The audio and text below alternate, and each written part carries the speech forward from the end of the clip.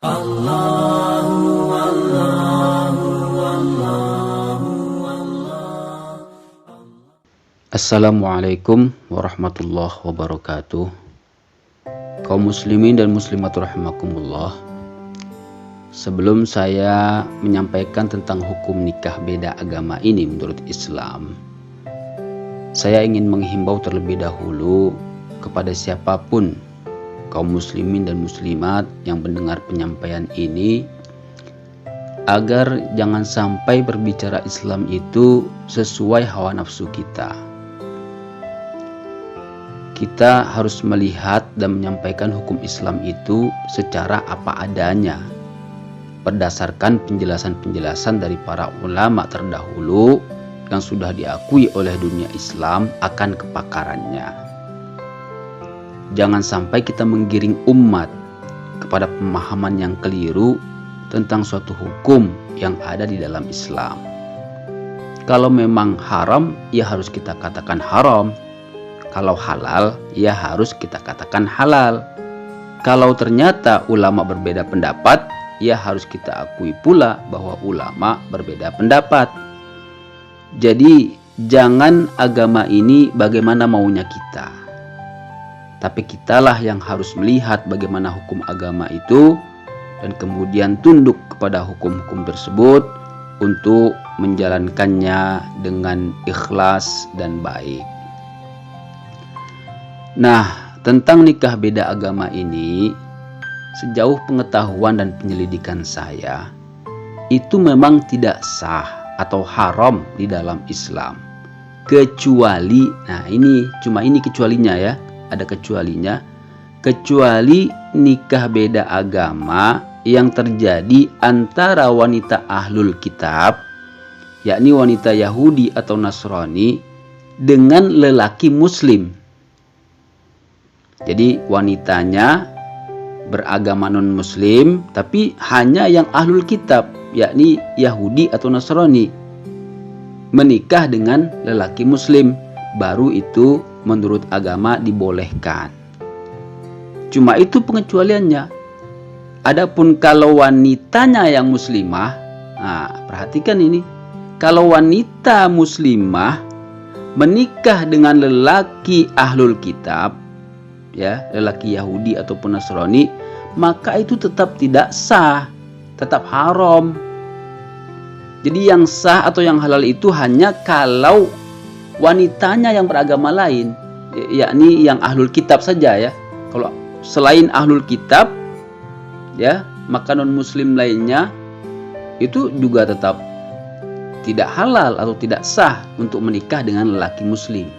Sedangkan kalau wanita muslimah, maka tidak halal atau tidak sah sama sekali baginya untuk menikah dengan siapapun kecuali yang muslim. Ingat ini, berbeda ini. Jadi kalau wanitanya yang muslimah, nggak bisa, nggak halal, tidak sah untuk nikah dengan dengan pria ahlul kitab. Ya, tidak halal. Wanita yang muslimah hanya halal atau sah menikah dengan lelaki muslim, titik. Nah, saya rasa cukup jelas ini penyampaian saya ya. Nah, jadi jangan sampai ada yang mencoba-coba menggiring opini seakan-akan nikah beda agama itu sah atau halal saja di dalam Islam. Ini berbahaya, hati-hati, ini menyangkut status hubungannya nanti dengan suami atau istrinya. Yakni kalau nikah seseorang itu sebenarnya tidak sah, kita katakan sah gitu kan, padahal sebenarnya tidak sah, maka hubungan yang dilakukannya nanti dengan istri atau suaminya itu tentu adalah hubungan zina. Kalau nanti mereka punya anak, maka anaknya adalah anak zina. Jadi ini jangan sembarangan gitu loh, hati-hati gitu loh. Ya, menggiring opini yang salah tentang hukum nikah ini hati-hati. Karena anak hasil zina itu nanti dia memiliki konsekuensi hukum yang berbeda dengan anak hasil nikah yang sah. Nah, ini penting sekali untuk diperhatikan gitu. Memang begitu adanya di dalam agama Islam gitu. Jadi jangan dibikin-bikin bagaimana maunya kita hukum agama itu gitu. ya. Nah, kalau kita melihat Al-Qur'an, maka ayat Al-Qur'an jelas mengatakan, A'udzubillahi minasyaitonirrajim, Bismillahirrahmanirrahim. Wala tunkihul musyrikina hatta yu'minu wala 'abdun mu'minun khairum min musyrikin walau a'jabakum. Artinya, janganlah kalian, wahai para wali nikah maksudnya ini ya, janganlah kalian menikahkan orang-orang musyrik dengan wanita yang beriman, wanita muslim, ya, sebelum lelaki musyrik tersebut beriman. Sesungguhnya budak yang mukmin itu lebih baik daripada orang musyrik, walaupun dia menarik hatimu. Ini terdapat dalam surat Al-Baqarah ayat 221. Jadi ini memang dasarnya hukum nikah beda agama di dalam Islam, ya. Pada dasarnya adalah haram kecuali yang sudah saya jelaskan tadi itu, ya. Nah, merujuk penjelasan para ulama Ahlus Sunnah wal Jamaah, maksud ayat ini adalah larangan dengan level haram bagi para wali wanita muslimah untuk menikahkan wanita muslimah dengan lelaki non-muslim dari golongan apapun, baik non-muslim penyembah berhala ataupun non-muslim dari ahlul kitab, yakni Yahudi atau Nasrani, maupun non-muslim yang lainnya. Jadi sekali lagi, kalau wanita muslimah itu tidak sah, tidak halal nikah dengan siapapun kecuali dengan lelaki yang muslim. Gitu. Ya. Nah, dalam konteks ini Imam Asy-Syafi'i menegaskan, tidak halal bagi lelaki yang masih menyandang status kafir untuk menikahi wanita muslimah dan budak perempuan muslimah sekalipun selamanya. Jadi kalau misalnya ada budak perempuan dan budak perempuan itu beragama Islam, itu pun saja tidak boleh juga dinikahkan dengan lelaki yang bukan muslim gitu. Apalagi wanita yang bukan budak gitu kan. Nah, ini rujukannya dari tafsir At-Tabari dan juga kitab Al-Um.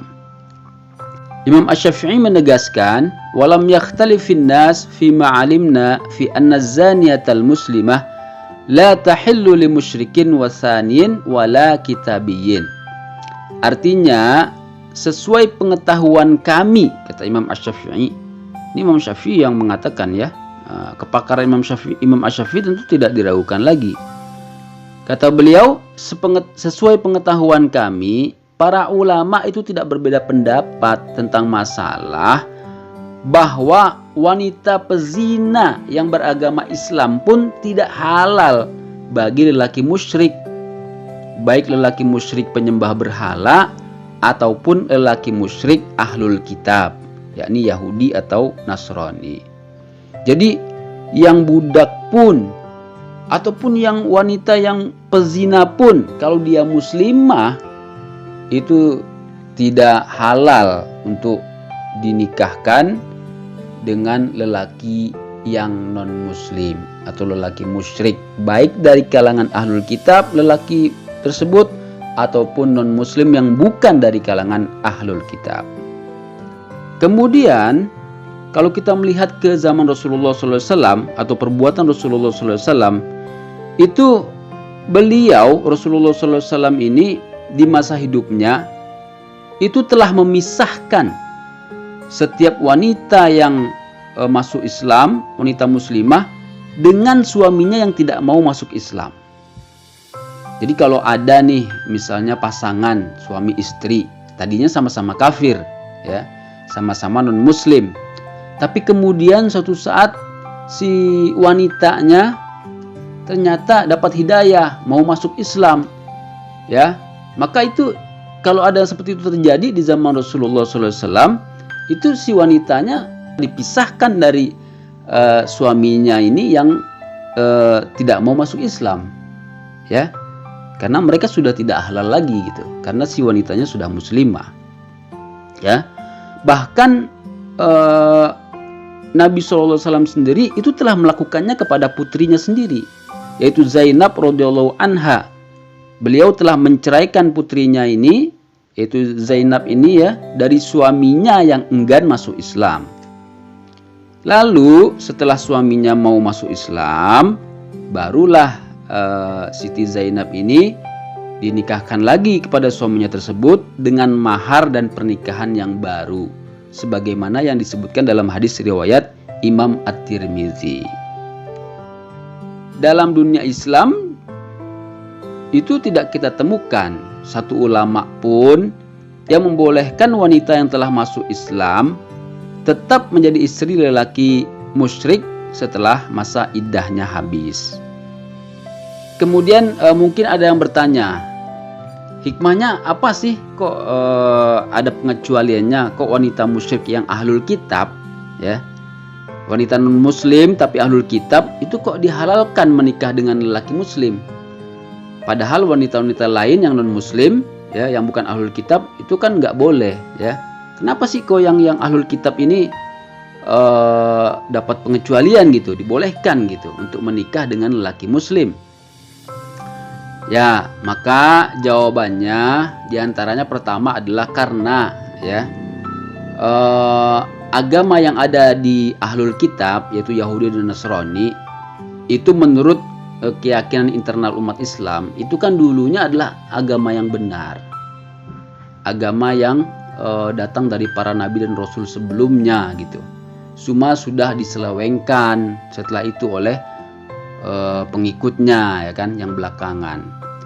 Nah jadi walaupun sudah diselewengkan tentu karena dasarnya adalah dari rasul-rasul Allah ya, tentu yang masih tidak diselewengkan tentu ada gitu kan, sehingga pemahaman agamanya yang tidak diselewengkan ini tentu bersesuaian dengan agama Islam gitu ya. Nah jadi diharapkan dengan kesesuaian mereka ini, kedekatan pemahaman agama mereka ini dengan agama Islam ya, itu diharapkan si wanitanya nanti setelah dia menikah dengan laki muslim mudah-mudahan dapat hidayah untuk masuk Islam. Begitu juga dengan para keluarga dari wanita tersebut ya, ikut juga masuk Islam. Nah demikian menurut Imam Al-Qaffal ya, hikmahnya itu dibolehkannya wanita musyrik ahlul kitab menikah dengan lelaki muslim. Tapi kalau seandainya justru yang terjadi adalah sebaliknya, kalau seandainya si lelaki muslim ini menikah dengan wanita ahlul kitab, justru malah si lelaki tersebut yang jadi ngikut ke agama wanita ahlul kitab ini, tentu ini tidak dikehendaki oleh agama Islam gitu ya. Tidak dikehendaki ya. Setiap muslim itu harus berusaha agar keluarganya juga berada di dalam agama Islam dan meninggal di dalam agama Islam. Wala tamutunna illa wa antum muslimun. Namun tentu saja tetap masalah hidayah itu sebenarnya adalah di tangan Allah Subhanahu wa taala. Kalau hidayah itu Allah tidak berikan, ya kita tentu tidak boleh pula memaksa orang untuk masuk ke dalam agama Islam. Demikianlah bahasan kita kali ini. Semoga bermanfaat. Wassalamualaikum warahmatullahi wabarakatuh.